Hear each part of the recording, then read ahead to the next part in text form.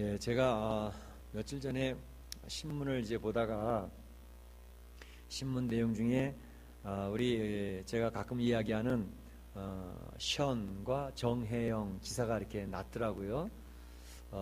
참 멋진 크리스찬의 가정으로 살아가고 있다는 생각을 제가 늘 하고 있었기 때문에 그 기사를 보면서 이 친구들이 기사에 났네 하고 봤는데 그 TV 방송 가운데 힐링 캠프라고 하는 그 프로그램에 나와서 인터뷰를 하고 대담했던 내용이 있다는 거죠.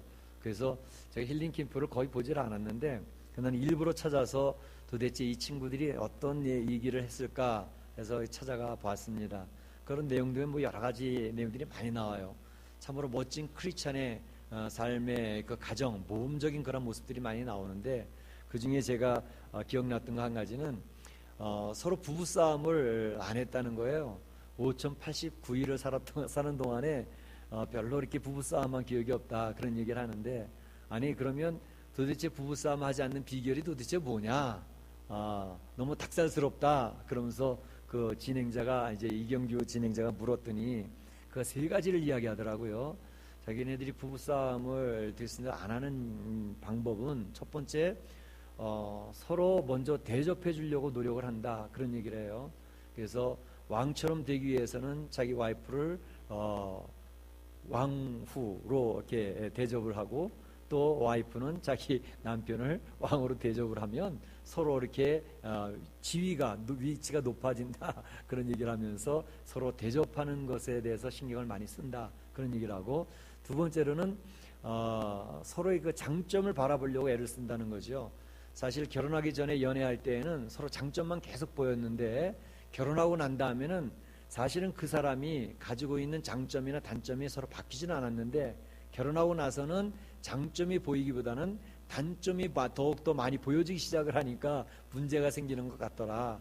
그래서 결혼하기 전에도 장점을 보지만 결혼하고 난 뒤에도 계속 장점을 보는 그러한 노력을 많이 한다 그런 얘기를 하더라고요. 굉장히 지혜롭다는 생각이 들더라고요. 그 다음에 세 번째로 얘기했던 것이 좀 굉장히 참 특이하다 그런 생각을 했는데, 그게 뭐냐 하면 자기네들이 살아가는데 그날 하루하루를 마지막으로 생각을 하고 산다 그런 얘기를 하더라고요. 그러니까 자기가 지금까지 결혼한 일수를 계산을 하고 있더라고요. 그래서 5089일을 살았다는 거예요, 그날 대담하는 날짜로. 그런데 오늘이 마지막이라고 산다, 오늘을 마지막으로 산다고 생각할 때에 어제까지는 정말 행복하게 서로 싸우지 않고 살았는데 오늘 싸웠다가 서로 화해하지 못하고 내일 이 세상에 눈을 뜨지 못하고 세상을 떠난다고 하면 얼마나 공허할까 그런 생각을 해보며 산다는 거예요. 그래서 오늘 하루를 살 때에도 싸우지 않도록 하고, 혹시 기분이 나빴으면 그것을 그날 안에 다 풀을 수 있도록 그렇게 노력을 하면서 산다 그런 얘기를 해요. 그러니까 오늘 하루를 마지막처럼 생각을 하고 산다 그런 얘기를 하면서, 야, 젊은 친구들이 인생을 다 산 사람들처럼 굉장히 지혜롭게 살아가는 게 아닌가 그런 생각을 해봤습니다. 사실 오늘이 2014년도 마지막 주일입니다. 2014년도 시작한 게 엊그제 같아요. 신년 예배를 드리고 새로운 다짐과 결심을 하면서 시작을 했는데 벌써 한 해가 후딱 지나서 오늘 마지막 주일을 드리게 되는 것이죠. 이걸 보면서 확신하는 것은 우리 예수님께서 재림하신다, 이 세상의 마지막이 온다 하는 것도 사실은 아주 먼 이야기 같이 보이지만 실제로 분명히 주님이 말씀하신 이 세상의 마지막이 분명히 온다라고 하는 사실입니다. 그러니까 이 세상의 종말, 마지막이라고 하는 것은 역사적인 마지막도 분명히 올 것입니다. 마치 2014년도 시작할 때 2014년도 마지막이 언제 올까라고 시작했지만 오늘 오지 않았습니까? 마지막 주일이 왔잖아요. 이것처럼 예수님이 재림하시고 이 세상의 우주적이고 역사적인 마지막 날이 분명히 올 것이라는 것을 이런 날을 통해서 우리가 교훈으로 받는 것이죠. 그런 어떤 분은 그래요. 이 마지막은 뭐 역사적으로 우주적으로 종말이다. 그것은 별로 나이가 와서 피부로 닿질 않습니다.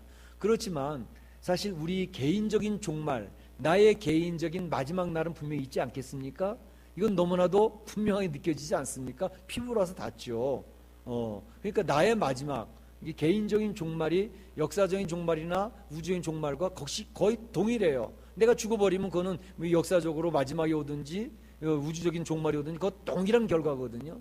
그러니까 결국은 내가 이 살아있는 동안에 역사적으로 우주적으로 종말을 맞지 않는다 할지라도 결국 내 개인의 종말은 마지막 날은 분명히 있지 않겠습니까? 그런 생각을 해보게 될 때 마지막 날에 대한 것을 생각하는 것은 지혜로운 생각이라는 생각하는 거죠. 어떤 분들은 그래요. 그거는 나이 많으신 분들이나 생각할 얘기지 우리같이 젊은 사람들에게는 별로 이렇게 마지막에 대한 것을 생각할 필요가 없는 거 아니겠습니까? 그런 이야기를 하는 젊은 친구들도 있어요. 그런데 그렇지가 않더라고요. 제가 전도사 시절 때 가르쳤던 학생들, 우리 학생회에서 학생들이 이제 많이 있었는데 그때 제가 참 하여튼 그때 마음이 안타까웠던 것은 고등학교 3학년 그리고 고등학교 1학년 여학생 자매가 있었습니다. 그 당시에는 이제 보일러가 거의 없이 다 연탄을 쓰던 때였기 때문에 연탄가스로 한순간 세상을 떠나는 아이들이 많이 있었거든요. 근데 제가 가르치던 학생 가운데서 고등학교 3학년 아주 공부를 되게 잘했던 아이입니다. 자기도 반에서 반장하고 장래가 굉장히 촉망되고 쟤는 믿음 생활도 잘하고 또 이렇게 실력도 있고 그러니까 저 인생을 참 멋있게 살겠다 기대가 됐던 아이였는데 그 동생도 마찬가지였고요. 갑자기 연락 온 것은 그 아이들이 연탄가스에 중독이 돼서 세상을 떠났다는 것이죠. 그래서 새벽같이 그 가정을 찾아가서 너무나 안타까워했던 그런 순간이 지금도 기억에 생생한데요. 젊은 사람이라 할지라도 이 세상에 그렇게 우리가 왔던 순서대로 세상을 떠나는 것은 아니더라는 것을 느끼게 됐었습니다. 뿐만 아니라 그 아이들을 데리고 이제 벽제 화장터에 가서 이제 그 장례 절차를 치르게 되는데 그 가서 보니까 그 이제 돌아가신 분들 사진이 좀 놓여져 있지 않습니까? 근데 거기에 있는 사진들 가운데 어린 아이들 사진도 여럿이 있더라는 것을 보았습니다. 그걸 보면서 인생은 이렇게 순서대로 가는 것은 아니다. 젊은이라도 얼마든지 먼저 떠날 수 있다는 것을 생각을 하면서 우리가 이 마지막이라고 하는 것을 그렇게 먼 남의 이야기처럼 볼 것은 아니다라는 그런 생각이 드는 것이죠. 그렇기 때문에 이 세상에 왔던 모든 인생은 항상 마지막을 준비하면서 살아야 되지 않겠냐 하는 생각이 들어서 오늘 말씀의 제목을 마지막을 준비하며 사십니까? 라고 하는 설교 제목으로 정해 놓은 것이죠. 우리에게도 분명코 마지막 날이 나에게 올 것입니다. 그런데 그 나에게 올 마지막을 내가 어떻게 준비하며 살 것인가 하는 것에 대해서 오늘 간단히 한번 생각해 보자는 것이죠. 먼저 결론부터 말씀을 드리면 오늘 본문에서 그렇게 얘기를 합니다. 만물의 마지막이 가까웠으니 이렇게 얘기를 하죠. 세상의 만물의 마지막이 가까웠다는 것입니다. 그것은 예수님이 재림하실 마지막을 의미하는 것이기도 하지만 우리 개인의 마지막도 생각하라는 것을 의미하는 것입니다. 그럴 때 어떻게 우리가 이 인생을 준비하며 살 것이냐, 세 가지를 오늘 말씀을 드리고 싶습니다. 첫 번째는 정신 차리고 근신하여 기도하라 하는 것이 첫 번째입니다. 두 번째로는 서로 사랑하며 마지막을 준비하며 살아라 하는 것이고, 세 번째로는 바로 선한 청지기 같이 살아서 하나님께 영광을 돌리는 인생의 삶을 살아서 마지막을 준비하며 살아라 하는 것 세 가지입니다. 이 내용들을 살펴보면서 오늘도 하나님 우리에게 주시는, 나에게 주시는 그런 은혜의 말씀을 나누고자 하는 것입니다. 먼저는 정신을 차리고 근신하며 기도하며 마지막을 준비하고 살라 하는 것을 이야기하고 있습니다. 사람들은 종종 그런 얘기를 합니다. 세상에 정신이 없이 흘러간다. 세상이 왜 이렇게 정신이 없냐 그런 얘기를 하죠. 세상의 시간이 너무너무 빨리 지나가고 너무너무 복잡하다 그런 이야기를 합니다. 그래서 20대 살아가는 세월은 20마일로 달려간다 그러죠. 또 40대 살아가는 사람들은 40마일로 달려가고 70대 80대를 살아가는 사람들은 70마일 80마일로 인생이 그렇게 빨리 간다 이렇게 이야기들을 종종 합니다. 다시 말하면 우리가 너무 세월이 빨리 가는 것을 시간의 감에 따라서 점점 아주 피부적으로 느끼게 된다는 것을 이야기합니다. 여러분, 지난 주일날 우리가 주일 예배를 드렸는데 눈 깜짝할 사이에 일주일이 후딱 지나갑니다. 제가 설교 준비를 하는데 얼마나 정신이 없는지 몰라요. 설교 하나 끝나고 나서 주일날 저녁에 편안하게 잠을 자다가 월요일 아침 일어나면 그 다음 주일 설교 준비 또 해야 돼요. 얼마나 주일이 빨리 가는지. 그렇지 않습니까? 또 주일뿐만 아닙니까? 한 달, 한 달 한 달이 얼마나 빨리 가는지 몰라요. 매월 1일 날 시작한 게 엊그제 같은데 조금만 지나면 30일이에요. 얼마나 하루가 한 달이 빨리 가는지. 보세요. 2014년도도 언제 이렇게 빨리 지나갔습니까? 엊그제 같지 않습니까? 근데 1년이 지나갔어요. 근데 이 1년 지나가는 세월이 나이가 들면 들수록 너무너무 빨리 가는 거예요. 그래서 이거 세월이 너무 빨리 가서 정신없다. 또 세월이 점점 갈수록 얼마나 복잡하고 분주해집니까? 멕시코 시티도 얼마나 차가 많은지 요즘 같으면 좀 살만하더라고요. 베케이션 가고 차들이 쑥 빠져서 그런지 정말 차 탈 맛이 나는데 이제 또다시 베케이션 타임이 끝나면 또 정신없겠죠. 맨 트래픽. 얼마나 차들이 제멋대로 막 돌아다니는지 위험스러워서 차를 몰고 다닐 수가 없을 정도로 분주하고 그리고 정신이 없습니다. 이렇게 세월이 빠르고 분주한 이 삶을 살아가는데 우리 이게 정신이 없어서 어떻게 살아가야 될까? 근데 정신없는 세월을 바르게 살려면 정신을 바짝 차리고 오늘 성경에서 이야기한 것처럼 근신하여 기도할지니라 이렇게 이야기를 하고 있습니다. 바쁠수록 정신이 없을수록 정신 바짝 차리고 기도하는 삶을 살아야 된다 이렇게 얘기를 하고 있습니다. 왜 기도를 하며 살아야 될 것인가? 성도들이 기도하며 살아야 될 이유가 너무나도 분명한 것은 기도를 하면서 주님 앞에 엎드려야 이 시대를 분별할 수가 있습니다. 정신없는 세월에 묻혀 살면 시대가 지금 어떻게 돌아가는지 보이지가 않습니다. 그러나 주님 앞에 엎드려 기도하는, 주님 앞에 묵상하며 주님을 바라보고 있는 성도가 되어지면 이 시대가 보입니다. 자기의 가정에 지금 영적인 수준이 보입니다. 나의 신앙의 모습이 보이는 것이죠. 그러니까 시대를 볼 수 있고 이 흐름을, 이 삶의 모습을 보려면 주님 앞에 엎드려야 그것이 보이는 것입니다. 뿐만 아니라 자기 자신의 모습도 정신없이 지낼 때에는 자기 자신의 모습이 보이질 않습니다. 자기 자신의 허물이나 자기 자신의 연약함이나 자기 자신의 죄의 모습이나 또 자기 자신의 좋은 장점조차도 보이질 않습니다. 그냥 묻혀가는 거죠. 그러나 주님 앞에 엎드려 기도하다 보면 주님 앞에 내 모습이 보입니다. 내가 이 인생을 지금 어떻게 살아가고 있나? 나의 인생의 위치는 지금 어디까지 와서 지금 내가 어떠한 모습으로 살아가고 있는가 하는 것이 기도하는 자에게는 보이는 것입니다.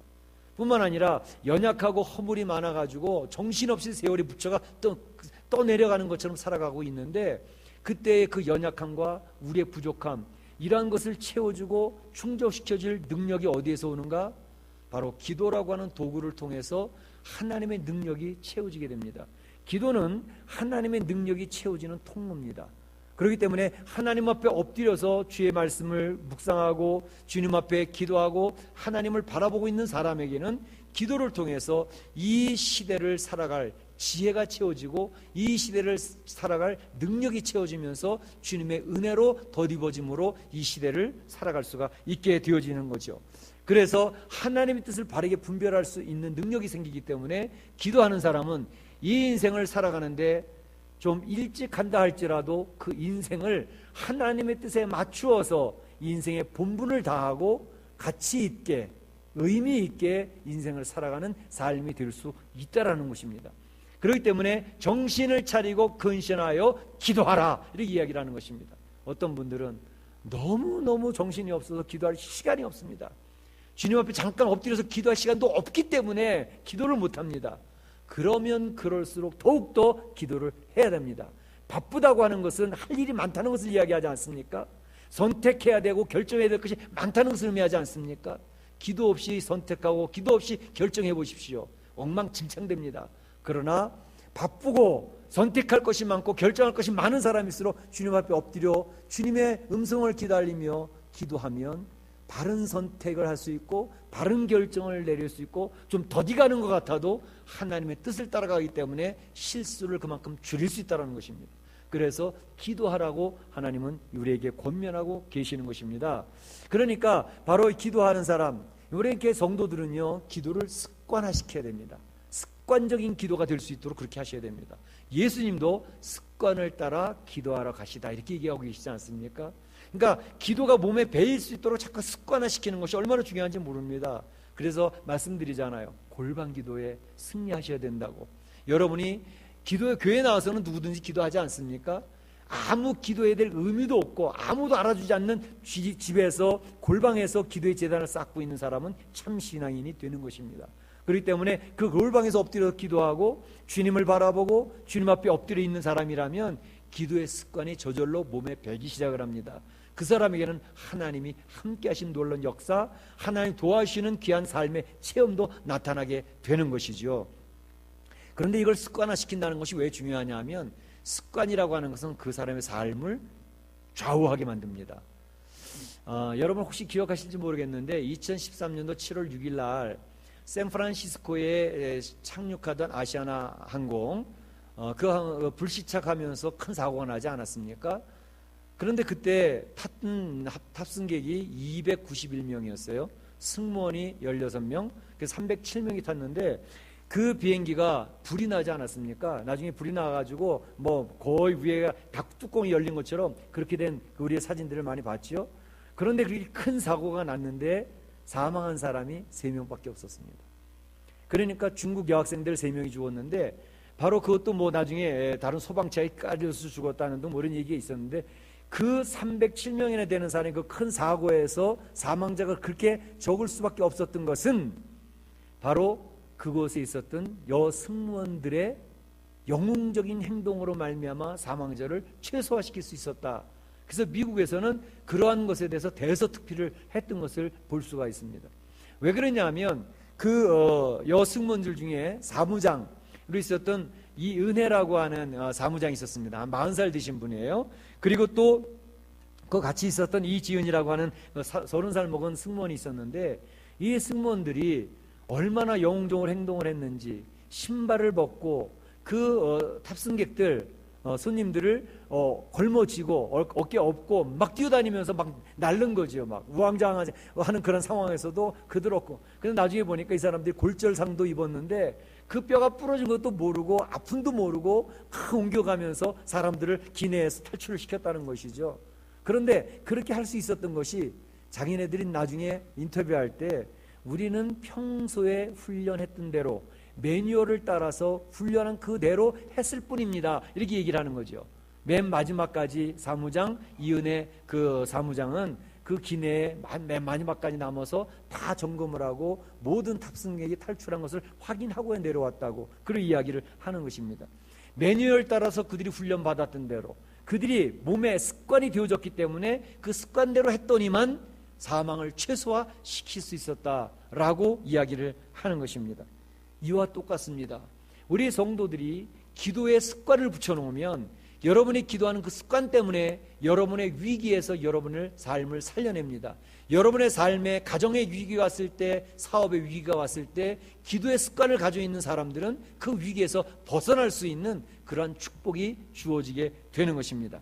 마지막 때도 마찬가지입니다. 우리의 생애, 나의 생애가 언제 마지막 날이 올지, 갑자기 암병이 걸릴지, 깽단을 만날지, 어떤 사고를 만날지, 그래서 갑자기 올지 모르지만 평소의 기도로 습관으로 하나님 앞에 엎드려 있는 사람이 되어진다면 언제 어느 때에 나의 마지막이 오더라도 그것은 크게 문제되지 않더라는 것입니다. 그럴 때 하나님께서 우리에게 권면하시는 것이 바로 마지막을 준비하며 사십니까? 첫째는 정신 차리고 근신하여 기도의 습관을 갖는 그런 성도들이 되라고 권면하고 계시는 것입니다. 두 번째로는 서로 사랑하라 이렇게 이야기를 하십니다. 서로 사랑하라. 무엇보다도 열심으로 서로 사랑할지니 이 사랑은 모든 허물을 덮느니라 이렇게 이야기를 하고 있는 것입니다. 디모데후서 3장에 보게 되면 마지막 때는 사람들이 자기를 사랑한다 이렇게 얘기를 하고 있습니다. 마태복음 24장에도 보게 되면 마지막 때는 많은 사람들의 사랑이 식어지리라 이렇게 됐습니다. 마지막 때 나타나는 특징은 뭐냐면 돈을 사랑하고 자기를 사랑하는 것으로 나타나는 그런 모습의 분위기입니다. 그러니까 다른 사람들에 대해서 별로 관심이 없습니다. 이웃을 사랑하지도 아니하고 다른 사람들에 대해서 냉담해집니다. 그리고 자기를 특별히 사랑합니다. 철저한 이기주의의 모습들이 사회에 팽배해지게 된다는 것을 이야기하고 있죠. 그래서 서로 사랑하는 사람이 마지막 때를 이겨낼 수 있는 그러한 사람이 된다는 것을 이야기하고 있습니다. 사랑한다고 할 때에 어떤 사람들은 민족을 사랑합니다. 국가를 사랑합니다. 세계를 사랑해야지요. 세계를 품고 가야지요. 이렇게 얘기를 하는데 그렇게 거창하게 이야기하지 않아도 됩니다. 우리의 사랑이라고 하는 것은 소소하게 작은 것부터 시작하면 됩니다. 그 사랑은 거창하게 세계를 사랑한다, 국가를 사랑한다, 그 정도까지 가지 않아도 가까이 있는 사람부터 사랑하면 됩니다. 그런데 가까이 있는 사랑이 사실은 더 힘듭니다. 여러분, 부부간에 사랑하는 거 쉬워요, 어려워요? 내가 사랑해야 될 대상인데 부부간에 결혼할 때는 정말 죽고는 못 산다고 그렇게 해서 결혼하지 않습니까? 근데 살다 보면 부부가 평생 원수로 바뀌어지는 거죠. 그러니까 부부부터 사랑하는 그런 모습부터 우리가 실천을 해야 되겠다 하는 것입니다. 뿐만 아니라 가장 마음 아프게 하는 것이 뭐냐면 형제들끼리 서로 사랑해야 되는데 우리 형제들 있지 않습니까? 형이 있고 동생이 있고 누나고 있고 동생이 있고. 근데 형제들끼리 사랑하는 가정들도 꽤 있지만 많은 경우에 형제들끼리 서로 불화해서 굉장히 불행하게 살아가는 그런 가정들이 많습니다. 부모님의 유산 상속 때문에 싸우는 가정들, 또 여러 가지의 서로 미워하는 감정 때문에 원수가 되어진 형제 자매들이 얼마나 많이 있는지 모릅니다. 그러니까 인생의 삶에 재미가 없습니다. 가까이 있는 부부간에 사랑하는 것과 형제 자매들을 사랑하는 것, 그리고 특별히 부모와 자녀 간의 사랑이 끊어진 관계로 살아갈 때 그 자녀들은 불행해집니다. 그 부모는 행복하지 않습니다. 그렇기 때문에 우리가 서로 사랑하자 할 때 그 사랑이라고 하는 것은 멀리 거창하게 세계를 사랑한다 그런 거 안 해도 됩니다. 먼저 자기의 가족을 사랑하는 겁니다. 남편을 사랑하고 아내를 사랑하고 내 형제들을 사랑하고, 물론 어떤 때는 속상하게 해서 참 못된 놈 그럴 때 있죠.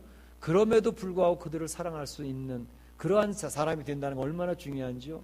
특별히 우리가 교회 생활할 때 교회 안에서도 왜 이렇게 미운 사람이 많아집니까? 마음에 안 드는 사람이 많아지지 않습니까? 그러면 점점 교회 생활은 재미없어집니다. 그런데 참으로 연약한 사람, 미운 사람, 배기 싫은 사람이 있어도 그 사람은 품어나갈 수 있는 사랑의 비결을 배울 수 있는 성도가 되어진다면 교회 생활이 재밌어지기 시작을 합니다.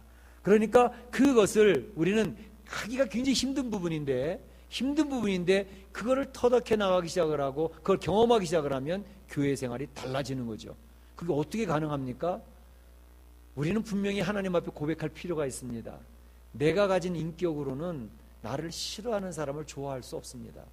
나를 미워하고 뒤에서 나에 대해서 수근수근하는 사람 절대 사랑할 수 있는 인격이 우리는 못 됩니다. 그러니까 그것을 고백을 하는 게 필요합니다. 그럼 어떻게 사랑합니까? 뒤에서 나를 욕을 하고 뒤에서 뭐라고 그러고 뭐 어떤 때는 함정까지 빠져가지고 굉장히 고난을 당하고 어려움 당하는데 그 사람은 어떻게 사랑해요? 우리 사랑 못합니다. 그런데 어떻게 사랑할 수 있을까요? 그 사랑할 수 있는 비결을 바로 예수님에게서 배우는 겁니다. 우리 크리스천은 바로 그것을 터득해가는 사람들입니다. 다시 말하면 예수님이 나를 사랑하신다고 그러지 않습니까? 우리를 사랑한다고 그러시지 않습니까? 예수님이 우리를 사랑할 때 우리가 예수님 말씀 잘 들어서 예수님을 사랑할까요? 그렇지 않습니다. 우리 신앙생활을 돌아봐도 분명히 나타나지 않습니까? 우리는 예수님 말씀 되게도 안 듣습니다. 우리는 하나님 말씀 불순종하기 아주 익숙한 존재들입니다. 그러면 우리가 예수님 말씀 잘 듣고 충성 봉사하니까 예수님 우리 사랑하실 것 같습니까? 그렇지 않아요. 우리는 신앙생활 해도 지금까지 그렇게 예수님 마음에 흡족할 만큼 신앙생활 잘했던 사람들이 못 됩니다. 지금 현재도 그렇습니다. 우리는 시간만 되고 때만 되면 그저 하나님 말씀 불순종하는 데 익숙해져 있는 존재들이죠. 그런데도 감사한 것은 주님이 여전히 나를 용납하시고 품어주시고 인내하시면서 사랑해 주시더라는 것입니다. 이 사실이 깨달아지는 것이 복음입니다. 바로 부족하고 자격 없는 나를 사랑해 주시는 주님을 깨달았을 때 그 주님의 사랑에 감동을 받는 것이 성도입니다. 그러니까 그것을 체험하고 나면 그 다음부터 시선이 어떻게 바뀌느냐 하면 예수님이 형편없는 나를 품어주고 용납하고 계시다면 내 시선이 바뀌어질 이유는 내가 너희를 사랑한 것 같이 너희도 네 이웃을 사랑하라 말씀하신 주의 음성을 기억하는 겁니다. 그러니까 내 주변에 보게 되면 장꼴배기 싫은 사람 많지요. 우리 가족 안에도 많지만 교회 안에도 얼마나 많은지 몰라요. 용납하기 힘든 사람들이 우리 바로 같이 신앙생활하고 있는 사람들 중에 많이 있다라는 것입니다. 그럼 그 사람도 어떻게 용납해 나갈까요? 어떻게 품어 나갈까요? 바로 예수님 때문에 품어 나가는 것입니다. 내 인격으로가 아닙니다. 주님이 나를 사랑하신 것처럼 나를 괜찮다고 받아주신 그것을 기억하고 체험했다면 참 품어주기 힘든 사람 내 주변에 있지요. 성도들 중에 있지요. 그걸 품어 나가는 사람, 이것이 바로 주님의 사랑을 체험한 사람이고 터득한 사람입니다. 물론 하나님 나라 갈 때까지 완전하지 못합니다. 여전히 실패하고 있습니다. 여전히 그렇게 해야 된다고는 아는데 안 됩니다. 그러나 그렇게 나가는 삶이 계속 하나님의 능력을 의지하며 해나갈 때에 거기에서 복음의 진리를 체험해 나가게 되는 것입니다. 그렇게 되니까 마지막 때에 바로 이러한 사람들을 나의 제자라고 부르는 것입니다. 예수님이 너의 열매를 보아 너희를 알지니, 그러니까 그렇게 복음이 깨달아지고 복음에 주님의 눈이 떠서 주변의 사람을 용납하고 서로 사랑하는 사람이 되어져 갈 때에 거기에서 하나님의 자녀라고 하는 인침을 받는다는 것입니다. 그래서 그렇게 되면 마지막 때 주님이 언제 어느 때 오시든지 내 개인의 종말에 언제 오든지 상관없이 주님 앞에 설 수 있다라고 하는 사실을 주님 우리에게 알려주고 계시는 것입니다. 마지막으로 한 가지는 뭐라고요? 선한 청지기 같이 바로 하나님께 영광을 돌리는 삶을 살아라, 이렇게 이야기를 합니다. 선한 청지기 같이 봉사라고 이야기를 하시죠. 선한 청지기 같이, 청지기라고 하는 의미가 뭘까요? 청지기라고 하는 의미는 맡은 자라는 뜻입니다. 맡은 자. 그러니까 청지기의 의식을 갖는 것은 성도들에게 굉장히 중요한 내용입니다. 성도들이 내게 주어진 인생의 삶의 시간이 있지 않습니까? 내가 50을 살지 70을 살지 나는 몰라요. 그러나 나에게 주어진 삶의 시간이 있습니다. 그 시간이 나의 것이냐 이 말이죠. 나의 것이 아니라 하나님이 내가 이 세상을 살 수 있도록 기간을 주셨다라는 것입니다. 그러니까 내가 살아가는 시간 자체가 내 것이 아닌 하나님의 것이라는 사실을 인식하는 것입니다. 내게 주어진 재능이 있습니다. 피아노를 잘 칩니다. 찬양을 잘합니다. 그 재능이 내 것이라고요? 그건 청지기 의식을 가진 사람이 아닙니다. 청지기 의식을 가진 사람은 하나님이 나에게 이런 재능을 주셨구나. 그 재능도 하나님의 것인데 하나님이 나에게 이런 재능, 달란트를 주셨으니 그 개념입니다. 재산, 하나님이 부자가 되도록 인도하셨단 말이죠. 물론 내가 땀을 흘려서 수고를 많이 해서 이제 건물도 늘리고 재산도 늘리고 돈도 늘려서 많은 부자가 되었단 말이죠. 그러면 그 재산이 내 거냐 이 말이죠. 그 재산을 내 것이라고 생각하는 사람은 청지기 의식이 있는 사람이 아닙니다. 그러나 이 재산, 어쨌든 나에게 지혜를 주시고 나에게 이 열심을 주시고 근면함을 주셔서 재산을 많이 모을 수 있도록 해주셨다. 그것도 하나님께서 나에게 주셨던 달란트였기 때문에 이 재산도 역시 하나님이 나에게 맡겨주신 하나의 재산이다라 생각을 하게 되면 청지의식을 갖는 겁니다. 그래서 나에게 주어진 시간이나 나에게 준 재능이나 나에게 주신 모든 재산, 소유, 이 모든 것도 하나님이 내 이 세상을 살아가는 동안 나에게 맡겨주신 것이라고 하는 의식을 가지면 그 사람은 청지기입니다. 그러니까 선한 청지기 같이 봉사라고 하는 것은 내게 주어진 재능이나 모든 것을 가지고 제 봉사를 하고 하나님을 섬기게 되는, 오늘 본문 말씀에서도 너희가 봉사할 때 내가 너희에 공급하는 것을 가지고 봉사하는 것처럼 하나님이 공급되어지는 힘을 가지고 봉사하는 것처럼 봉사를 해라, 그렇게 얘기합니다. 네 자신들이 가지고 있는 것을 가지고 봉사하는 것처럼 하지 말고 하나님이 주시는 힘을 가지고 봉사하는 것처럼 봉사해야 그로 말미암아 하나님이 영광을 받으신다는 것입니다. 그런 청지기 의식을 가진 사람은 내가 아무리 많은 재산을 가졌어도 내가 아무리 대단한 재능을 가졌어도 하나님 앞에 받은 바라는 생각을 하기 때문에 겸허해집니다. 그러니까 겸손하게 주님의 일이 이루어지도록 소리 없이 하나님 앞에 봉사하고 충성하게 되는 것이죠. 그러니까 하나님의 영광이 드러나죠. 하나님은 높아지시고 자기는 작아지니까. 그러니까 하나님의 영광이 드러나는 것입니다. 이 성경이 굉장히 중요한 원리입니다. 이 2015년도 귀한 청지기들이 임명이 됐습니다. 교회 여러 직분들이 여러분에게 주어졌습니다. 어떤 분들에게는 목자로, 어떤 분은 성가대 대원으로, 어떤 분은 교사로 여러 가지 보이지 않는 것 수고하는 그런 귀한 일꾼들이 주어졌는데 그 일들, 그 청지기의 사명들 참으로 주님이 주시는 나에게 맡겨진 귀한 일이구나 라고 생각하며 충성 봉사하시면 하나님이 영광을 받으신다는 것입니다. 그 사람이 드러나질 아니하고 하나님이 드러난다는 것입니다. 그런 충성스러운 일꾼들이 되시기를 주의 이름으로 축원합니다. 오늘 한 가지 예화를 말씀드리고 마치려고 합니다. 오늘 주보와 함께 여러분 봐주셨는데 로이드 존스라고 하는 아주 유명한 설교가가 계십니다. 참으로 충성스럽게 봉사와 수고하신 그런 목사님인데 이분이 이제 말년에 지병이 들어서 이제 투병 생활하다가 돌아가시기 직전에 있었습니다. 그의 주치 의사가 이야기를 합니다. 이 목사님을 더 생명을 연장시키기 위해서는 이 투약의 양을 좀 더 훨씬 더 좀 강도 높게 해야 되는데 그 가족들에게 물어보고 있습니다. 근데 그 목사님이 귓결로 그 주치 의사의 이야기를 들었습니다. 그랬더니 그 로이드 존스 목사님이 뭐라고 얘기를 하느냐 하면 이렇게 얘기를 합니다. 여보시오, 주님을 배울 날이 가까이 왔는데 왜 이 죽음의 영광을 내게서 빼앗으려 하십니까? 이렇게 얘기합니다. 내가 이제는 세상을 떠나서 주님을 보려고 가려고 하는데 왜 내 생명을 더 연장시켜서 이 주님 만나는 그 시간을 연장시키려고 합니까? 그냥 내버려 두세요. 이렇게 이야기를 하는 거죠. 어떤 사람이 이런 고백을 할 수 있을까요? 주님을 보기를 소망하며 살았던 사람, 하나님 나라가 빨리 오기를, 주님의 재림의 날을 소망하며 살았던 사람은 이렇게 고백을 합니다. 주님의 날을 바라보기를 원하며 살았던 사람은 자기에게 주어진 그 기간, 그 시간, 그 재능, 그 모든 소유를 청지기처럼 사용하기 때문에 하나님 앞에서 열심을 다하고 충성을 다하는 사람으로 살아가죠. 그런 사람은 자기의 마지막을 바라보면서 이와 같이 고백을 하는 것입니다. 주님 배울 날이 가까이 왔으니 너무너무 감사합니다. 사도 바울이 그 고백을 하고 있지 않습니까? 내가 살든지 죽든지 주님 앞에 빨리 가기를 원하는데 살아있으면 너희들에게 봉사를 해서 좋고 떠나게 되면 주님을 빨리 만나볼 수 있으니 좋다. 그러니 나를 위해서 기도하라. 이렇게 사도 바울이 이야기하고 있지 않습니까? 이것이 바로 예수님을 만난 사람들, 선한 청지기같이 봉사하는 사람들의 신앙 고백이 되는 것입니다. 2014년도 마지막 주일을 보냅니다. 우리의 마지막을 한번 살펴볼 수 있기를 원합니다. 우리가 개인적인 마지막을 만나든 이 우주적인 역사적인 마지막을 만나든 우리는 어떻게 살아야 되겠습니까? 세 가지를 말씀드렸습니다. 정신을 바짝 차리고 근신하며 기도하는 습관으로 마지막을 준비하자는 것입니다.